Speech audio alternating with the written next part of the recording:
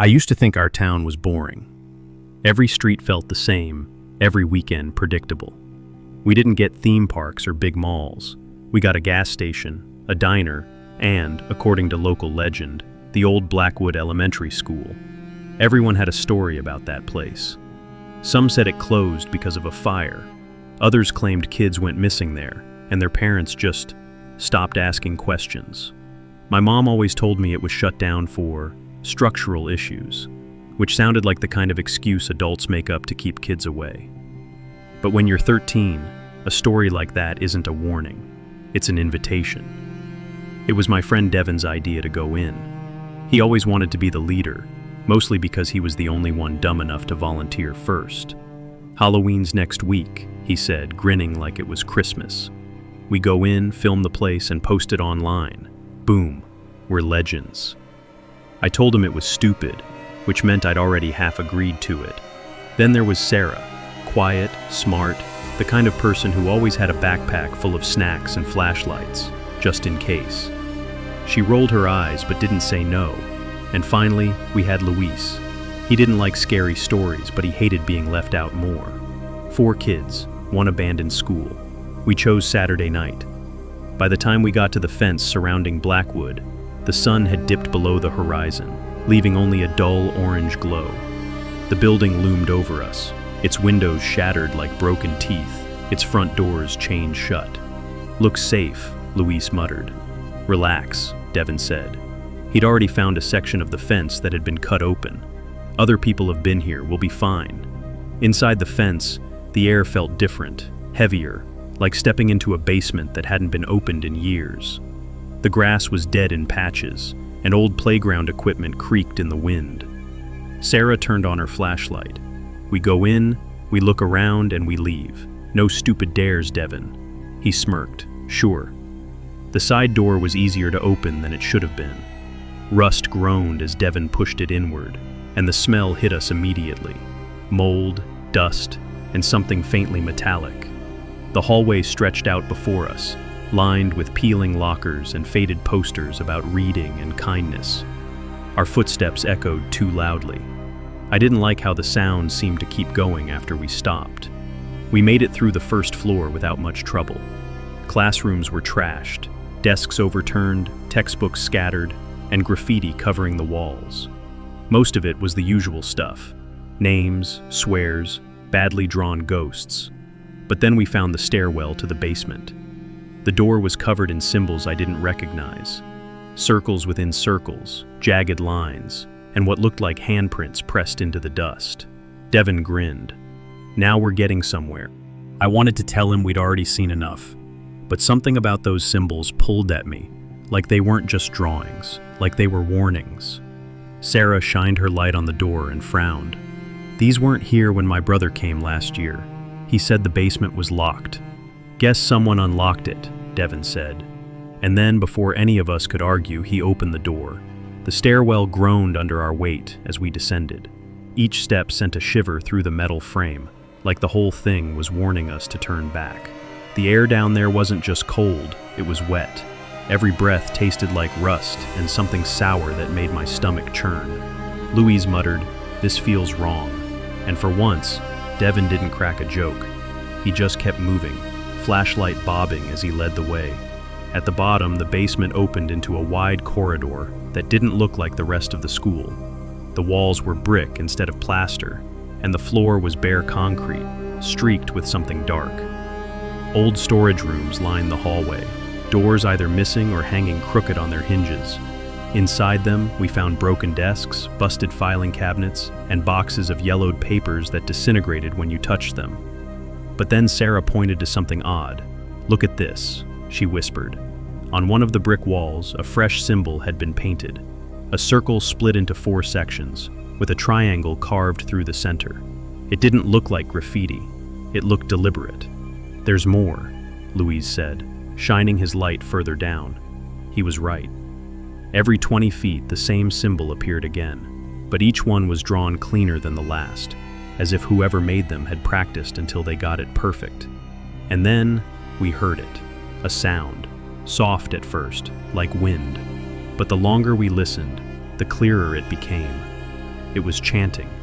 Faint, low voices, rising and falling in a rhythm that made the hair on my arms stand up.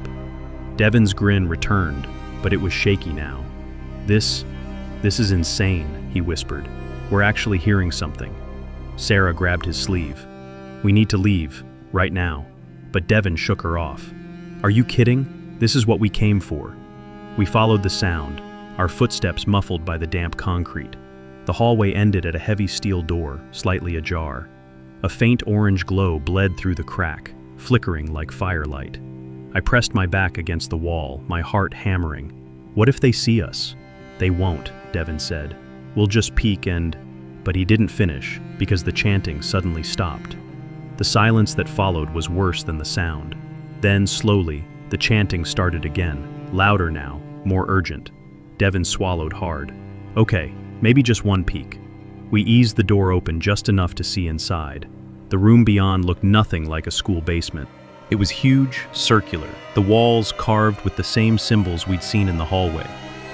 Dozens of candles burned on the floor, casting long, twitching shadows.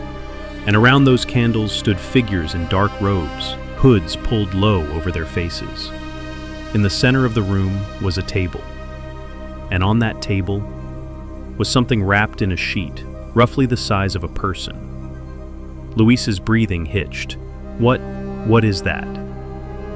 "Not our problem," Sarah hissed. "We have to go." But Devin was frozen, his phone raised like he couldn't decide whether to film or run.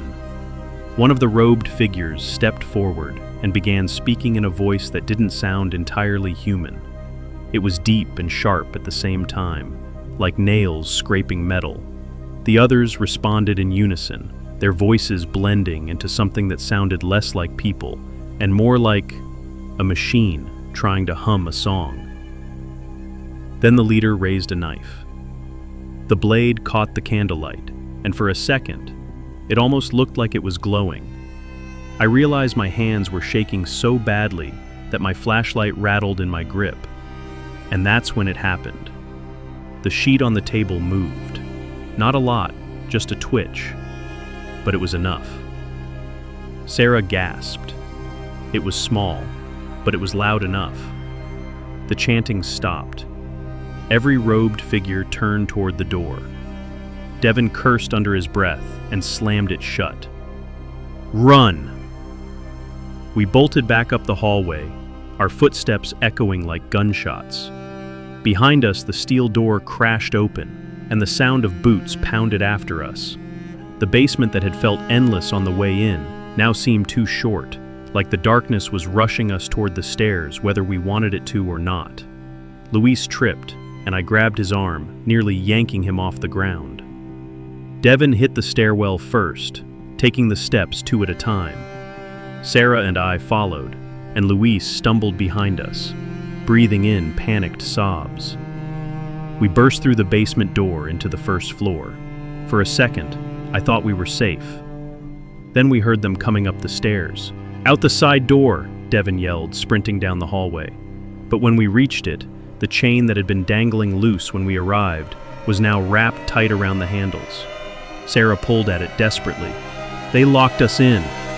Luis was crying now, actually crying, his breath hitching like a little kid. "We're gonna die. We're gonna—" "Shut up," Devin snapped, his voice breaking. "We just need another way." And then the lights went out. When the lights went out, the school changed. Not just darker, different. The silence pressed in, heavy and alive, as though the building itself was listening. I could hear our breathing, fast and ragged, and underneath it, faint footsteps spreading through the hallways like water seeping into cracks. "They're splitting up," Sarah whispered. Devin cursed and swept his flashlight across the hall, but it only caught peeling paint and shadows that felt too thick to be shadows. "We can still make it to the front doors," he said. His voice shook. "They're chained too," I said. "Remember?" "Then we find another way," he snapped. But even he didn't sound convinced.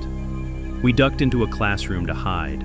Dust coated everything, and broken desks sat piled against the windows like barricades from a long-forgotten war. Sarah crouched by the door, holding her breath. Luis curled into himself in the corner. "They saw us," he whispered. "They saw us." They don't know who we are, Devin said, pacing. They just know someone was watching. We keep quiet, we wait till they leave, He froze mid-sentence, because the chanting had started again. It was fainter this time, coming from the basement below us. But it wasn't the same slow rhythm as before. It was faster now, rising and falling like a heartbeat, and every beat made my chest feel tighter. They went back, Sarah said. They didn't come up here for us. Or, I said slowly, they don't care if we're here. No one responded to that. We stayed there for what felt like forever, but curiosity is a cruel thing. When the chanting grew louder, Devin's pacing turned into restless twitching. Finally, he said, "We need to see what they're doing." Luis's head snapped up.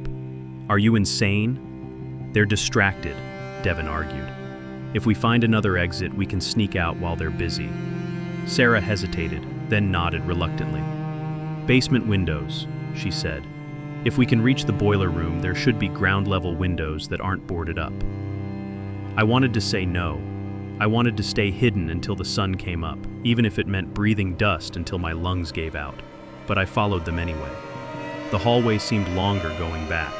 Our footsteps were softer this time, but every sound still felt like a scream. When we reached the basement door, Sarah held up a hand. "Listen," she said.